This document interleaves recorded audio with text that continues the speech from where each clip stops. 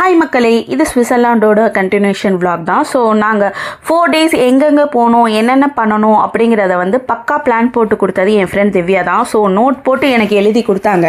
நான் ஒவ்வொரு டே என்னென்ன பண்ணோங்கிறதையும் வந்து நான் இந்த வீடியோவில் அட்டாச்மெண்ட் பண்ணியிருக்கேன். ஸோ ஃபர்ஸ்ட் டே வந்து நாங்கள் லக்சம்பர்லேருந்து மார்னிங் கிளம்பி ஆஃப்டர்நூனுக்கு மேலே தான் ஸ்விட்சர்லாண்ட் ரீச் ஆனோம். ஃபர்ஸ்ட் வந்து நாங்கள் ரீச் ஆனது வந்து இன்டர்லேக்கன் தான்.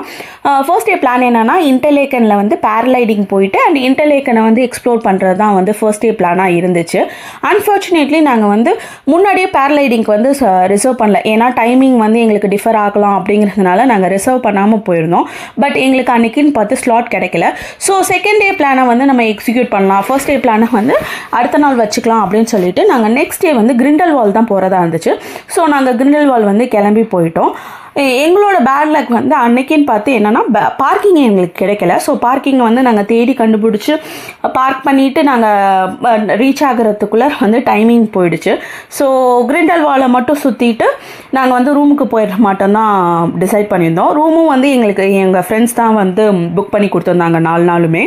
ஸோ ஃபஸ்ட்டு வந்து ஹோம் ஸ்டே தான் வந்து புக் பண்ணியிருந்தது. ஸோ ஹோம் ஸ்டே போயிடலாம் அப்படிங்கிற மட்டும் டிசைட் பண்ணிவிட்டு ஆல்ரெடி லேட்டாக வேறு ஆகிடுச்சு அப்படின்னு சொல்லிட்டு நாங்கள் போயிட்டோம். ஸோ செகண்ட் டே வந்து நாங்கள் first day and second day பிளானை வந்து ஃபுல்லாக எக்ஸிக்யூட் பண்ணோமா அப்படிங்கிறத வந்து நான் அடுத்த வீடியோவில் சொல்கிறேன். தேங்க்ஸ்.